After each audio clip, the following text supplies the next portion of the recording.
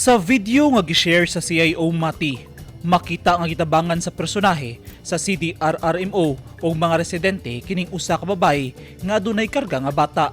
Naay lalaki unta mo sabay? Oh, bana. Bana na lang.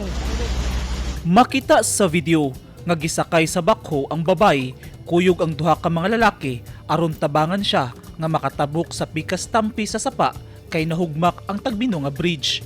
Daghan pa sa mga residente ang gipatabok sakay sa bakit sa bakho. Sa report sa Mati City Disaster Risk Reduction and Management Office, mihubok ang pundasyon sa tulay tungod sa kakusog sa bulog sa tubig sa sapa hatod sa kusog nga ulan nga miresulta sa pagdahili sa yuta ug pagkahugmak sa tulay sa barangay Tagbino nga pasado las 5 sa hapon kagahapon, Oktubre 25. Subay sa report, 67 ka mga estudyante sa Buso National High School ang stranded sa lugar tungod sa insidente. Ang mga estudyante, residente sa barangay Tagbinonga. Ang mga stranded sa eskwelahan una natulog kagabi kay wala una gipapauli sa ilang mga balay tungod sa nahitabo.